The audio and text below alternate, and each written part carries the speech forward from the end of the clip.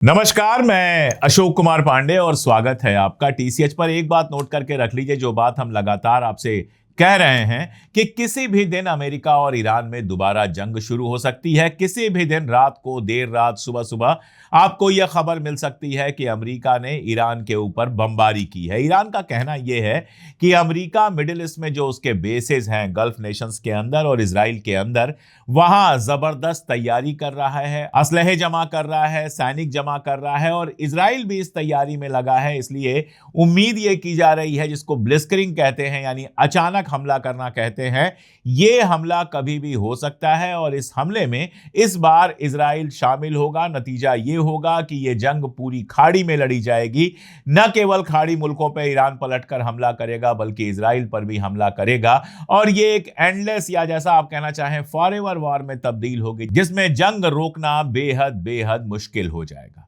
Iran भी अपनी तरफ से पूरी तैयारियां कर रहा है। अगर देखा जाए तो अभी तक लगातार शोर हो रहा था कि मुस्तफा अली खामनेई की तबीयत बहुत खराब है, वो किसी से बात करने के हालत में नहीं है, वगैरह वगैरह। और उसके बाद अचानक अपडेट आती है कि न केवल वो पजेश्कियन के साथ एक लंबी मुलाकात करते हैं बल्कि आईआरजीसी जो ऑर्गेनाइजेशन है, एक तरह से आप कह सकते हैं ईरान की जो मेन आर्मी है, उसके अंदर वो बहुत बड़े चेंजेस करते हैं। सबसे बड़ा चेंज तो ये किया गया है कि मेजर जनरल अहमद वाहिदी को आईआरजीसी का नया कमांडर इन चीफ बनाया गया है। अब देखिए, जो वेस्टर्न मीडिया है वो तो सिर्फ एक बात कह रहा है कि ये ज्यादा कट्टरपंथी लोग हैं, लेकिन मेजर जनरल अहमद वाहिदी के बारे में कुछ चीजें जान लेना बेहद जरूरी है।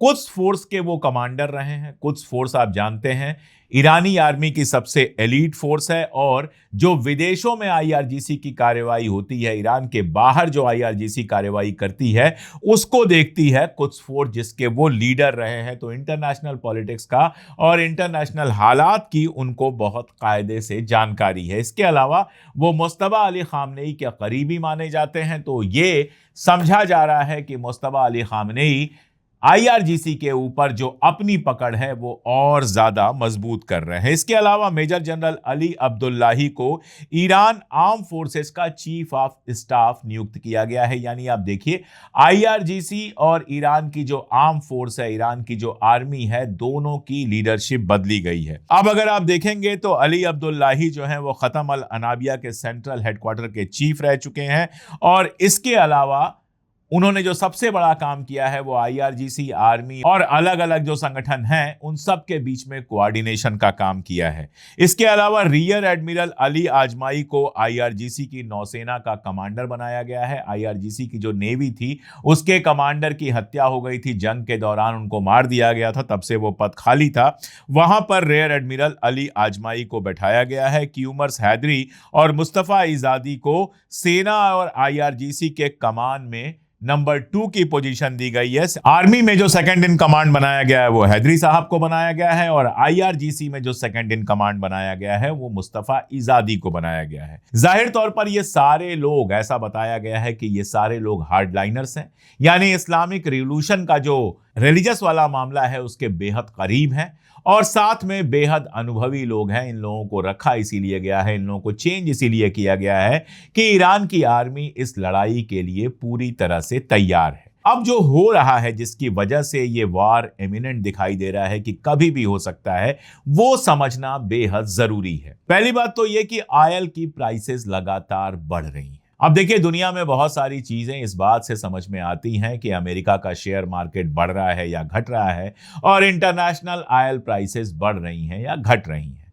इंटरनेशनल ऑयल प्राइसेस के लगातार बढ़ने की दो वजहें हैं। पहली वजह तो यह कि स्ट्रेट ऑफ हॉर्मुज पूरी तरह से बंद पड़ा है। यह कहा जा रहा है कि पिछले हफ्ते यहां से सिर्फ 6 जहाज गुजरे हैं, यानी ईरान की स्ट्रेट ऑफ हॉर्मुज पे पकड़ जबरदस्त अभी भी बनी हुई है और अमेरिका ने जो ब्लॉकेड लगाया हुआ है वो भी बना हुआ है। दोनों का असर यह हुआ है कि स्ट्रेट ऑफ हॉर्मुज प्रैक्टिकली पूरी तरह से बंद है।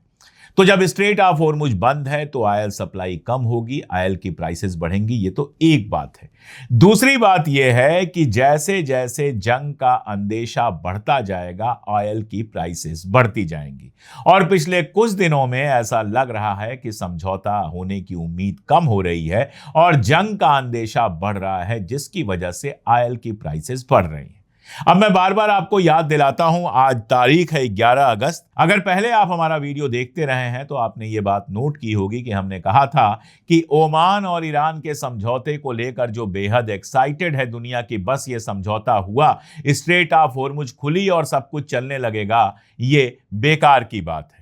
पहली बात तो ये समझौता अभी तक हुआ नहीं है, जिसको 24 घंटे में होने की बात कही जा रही थी। कई दिन हो गए, हफ्ते से ज्यादा हो गया, अभी तक समझौता फाइनल नहीं हुआ है। ईरान यही कह रहा है कि समझौता फाइनल स्टेज में है। आप जानते हैं कि इस समझौते में ऊपर वाला जो रास्ता है वो ईरान के कंट्रोल में, नीचे वाला रास्ता ओमान के कंट्रोल में। टोल लगाने की बात है और साथ में ओमान के कंट्रोल वाले एरिया में से भी जहाज गुजरने पर ईरान से कंफर्मेशन लेना जरूरी, ये सारी बातें आई हैं। लेकिन फाइनल क्या होगा, जब समझौता हमारे सामने आएगा तब हम देख पाएंगे। तो स्ट्रेट ऑफ होर्मुज, पहली बात तो ये समझौता नहीं हुआ, इसलिए नहीं खुल रहा। दूसरी बात, जैसा मैंने आपको बताया था कि ईरान का बहुत साफ कहना है कि मेमोरेंडम ऑफ अंडरस्टैंडिंग में जो शर्तें अमेरिका ने मानी थीं, वो शर्तें पूरी होंगी तभी स्ट्रेट ऑफ होर्मुज खुलेगा। वो शर्तें क्या थी, मैंने बहुत डिटेल में कई बार आपको बताया है। सारे मोर्चों पर लड़ाई बंद करना, ईरान का जो पैसा फंसा हुआ है, जो फ्रीज एसेट है, वो फ्रीज एसेट खोलना, ईरान के ऊपर से सैंक्शन हटाना और ईरान के लिए मुआवजा। ये 4 चीजें थी। इनके अलावा भी कुछ चीजें थी, आपको अच्छी तरह से याद होंगी। हम लोग मेमोरेंडम ऑफ अंडरस्टैंडिंग पर बहुत डिटेल में बात कर चुके हैं। तो ईरान ने कहा कि हमें मुआवजा चाहिए, जब तक आप मुआवजा नहीं देंगे स्ट्रेट ऑफ होर्मुज नहीं खुलेगा। अच्छा, मुआवजा देने का मतलब ही यह हो जाएगा कि अमेरिका ने हार मान ली। दुनिया का इतिहास गवाह है, आप तारीख उठाकर देख लीजिए, मुआवजा कौन देता है? हारने वाला मुआवजा देता है। अगर आप किसी से मुकदमा लड़ रहे हैं तो मुआवजा किसके ऊपर लगेगा? आप हारेंगे तो आपके ऊपर लगेगा, दूसरा वाला हारेगा तो उसके ऊपर लगेगा। तो मुआवजा देने का मतलब यह था कि ट्रंप अपनी हार को पूरी तरह से मान ले। अगर मुआवजे वाली शर्त पे ट्रंप सहमत हो जाता तो फिर ट्रंप के पास अपनी जीत बताने के लिए कुछ रह ही नहीं जाता। तो जाहिर है कि ये वाली शर्त मानना ट्रंप के लिए बहुत मुश्किल काम है। ये शर्त मानने का मतलब है कि वो दुनिया के सामने ये तस्लीम कर ले कि उसने ईरान से जंग में हार खाई है। तो ट्रंप ने क्या कहा? ट्रंप ने कहा कि हमारा भी बड़ा नुकसान हुआ है, हमारे बेसिस का नुकसान हुआ है, तो ईरान को मुआवजा देना पड़ेगा। ईरान के मुआवजा देने का मतलब ईरान का हार मानना, जो कि इम्पॉसिबल है। ईरान किसी भी हालत में हार नहीं मानेगा और हकीकत भी यही है कि इस पूरी जंग में ईरान की हार किसी तरह से नहीं हुई है। तो ट्रंप की जो ये शर्त है कि ईरान मुआवजा दे, ये शर्त ही अपने आप में बताती है कि ट्रंप इस बात को समझ गया है कि किसी तरह का कोई समझौता तब तक नहीं होगा जब तक मेमोरेंडम ऑफ अंडरस्टैंडिंग की शर्तें हम नहीं मानेंगे। वैसे ट्रंप की कहीं नहीं चल रही है। गजा के अंदर हमास और जो दूसरे ऑर्गेनाइजेशंस थे, उन्होंने कहा कि हम हथियार डालने को तैयार हैं, लेकिन सिर्फ तभी जब इजराइल शर्त के मुताबिक, जो सीज फायर हुआ था उसमें जो शर्तें तय हुई थी, उसके मुताबिक अपनी आर्मी को वहां से हटा ले। अब इजराइल कह रहा है कि हम अपनी आर्मी तब हटाएंगे जब गजा में हमास और बाकी सब हथियार डालने। क्या गारंटी है कि हटाएगा?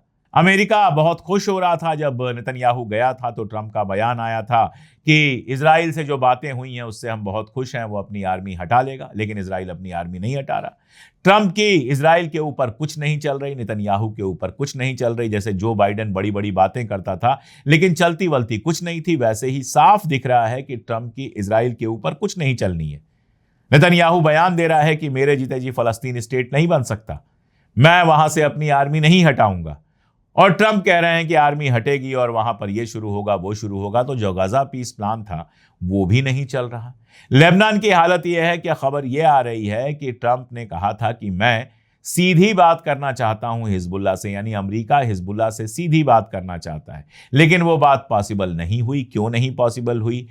लेबनान की गवर्नमेंट ने नहीं करने दिया, हिजबुल्लाह ने मना कर दिया, या इजराइल ने टांग अड़ा दी, ये बात किसी को नहीं पता है। तो चल कहीं नहीं रही है। ईरान पे चलना तो दूर की बात है, लेबनान में भी नहीं चल रही है, गजा में भी नहीं चल रही है, और कहीं नहीं चल रही है ट्रंप अमेरिका के इतिहास का सबसे नाकारा राष्ट्रपति साबित हुआ है, इसमें कोई दो राय नहीं है।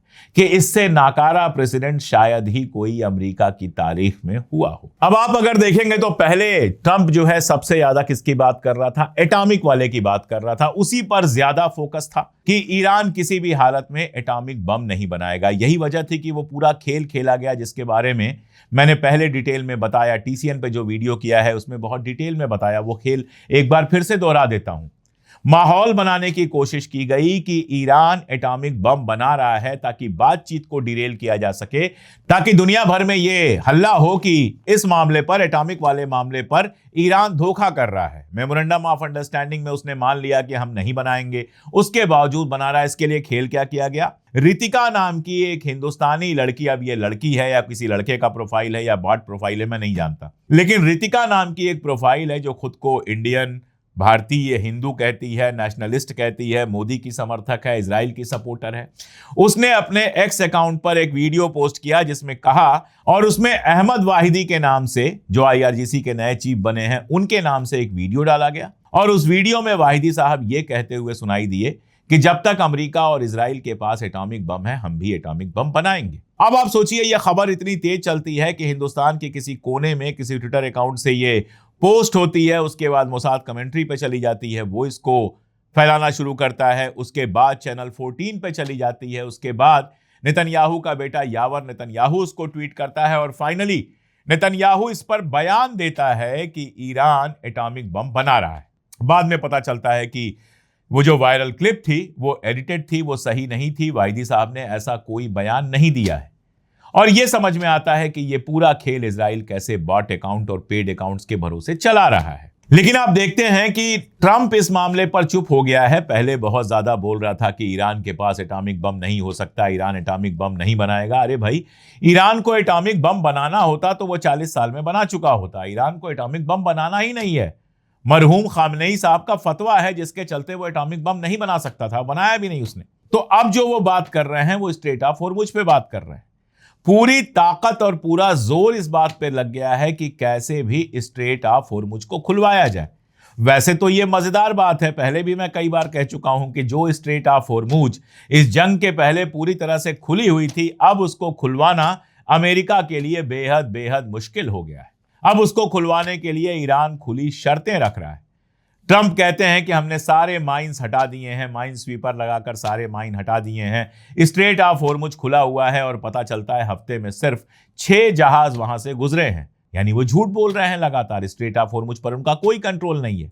और ईरान ने स्ट्रेट ऑफ हॉर्मुज को सबसे बड़ा मुद्दा बनाया हुआ है कि हम तभी खोलेंगे जब अमेरिका हमारी शर्तें मानेगा।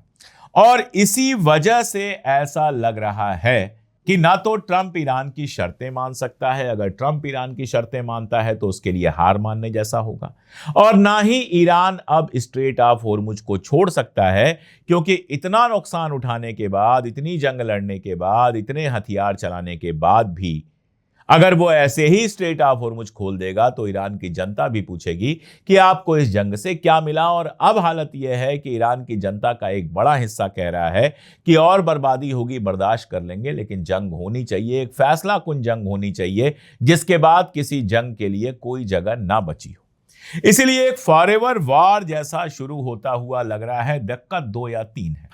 पहली दिक्कत जिस पर अमेरिका में काफी बहस हो चुकी है वो ये है कि अमेरिका के जो हथियारों के स्टॉक हैं वो लगातार खत्म होते जा रहे हैं। रशिया और चाइना दोनों इस पर नजर बनाए हुए हैं कि पेंटागन यूरोप और एशिया में जो हथियार है उसको भी निकालकर मिडिल ईस्ट में भेज रहा है। अब आप जानते हैं एशिया में ताइवान बड़ा मुद्दा है। चाइना उसको हड़पना चाहता है, कब्जा करना चाहता है।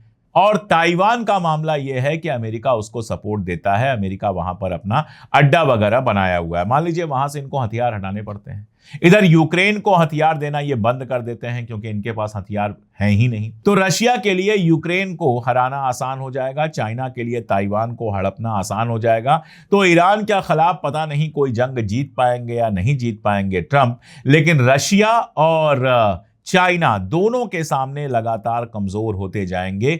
इसलिए दोबारा लड़ाई शुरू करके बचे खुचे हथियार भी अगर ये मिडिल ईस्ट में खर्च करते हैं तो ये इनके लिए यूक्रेन के मोर्चे पर और उधर ताइवान के मोर्चे पर बड़ी मुश्किल पैदा कर सकता है। पहला मामला तो ये है। दूसरा मसला यह है कि इनको अच्छी तरह से पता है कि इनके तमाम दावों के बावजूद ईरान के पास मिसाइलें हैं और काफी मिसाइलें हैं, एयर डिफेंस सिस्टम भी है और लंबी लड़ाई ईरान लड़ सकता है। अभी हाल में IRGC के जो प्रवक्ता हैं हुसैन मोहब्बी, उन्होंने ये घोषणा की कि ईरान ने एक ऐसी एडवांस मिसाइल टेक्नोलॉजी डेवलप की है जिसके जरिए मिसाइलें हवा में उड़ने के दौरान ही अपना जो दिशा उनकी है, जो उनका डायरेक्शन है, उसको चेंज कर सकती हैं, जिसपे एयर डिफेंस सिस्टम पूरी तरह से नाकाम हो जाएगा, वो उनको हिट नहीं कर पाएगा। अगर ये सच है तो ये समझिए कि दोबारा लड़ाई शुरू होगी तो इन मुल्कों को बहुत दिक्कत होने वाली है, गल्फ के मुल्कों को भी और इजराइल को भी। और ट्रंप को खुद इस बात का एहसास है कि ईरान कमजोर नहीं हुआ है, वरना यह खबर नहीं आती कि जब लास्ट मंथ पिछले महीने वो नाटो की मीटिंग के लिए तुर्की आए थे तो उनको यह डर था कि कहीं हवा में ही ईरान उनको ना मार दे, इसीलिए अपने जहाज में जाने की जगह वो एक छोटे से मिलिट्री जहाज में भागकर या निकलकर इंग्लैंड गए हैं। ये डर क्यों था? क्योंकि वो जानते थे कि ईरान के पास ऐसी मिसाइलें हैं जो उनके जहाज को निशाना बना सकती हैं। इसलिए बयान चाहे जो भी दे रहे हों, अंदर अंदर ट्रंप को पता है कि ईरान लंबी लड़ाई लड़ सकता है और यह भी पता है कि अमेरिका के हथियार खत्म हो रहे हैं। यही एक वजह हो सकती है जिससे यह जंग टले, वरना अभी तो जो हालात हैं उसमें यह लगता है कभी भी जंग शुरू हो सकती है। अभी मेरे पास अपडेट के लिए इतना ही है। आगे जैसे जैसे चीजें आएंगी मैं लगातार आपको अपडेट करता रहूंगा। बने रहें हमारे साथ, देखते रहें हमारे वीडियोस। आज के लिए इतना ही, बहुत शुक्रिया।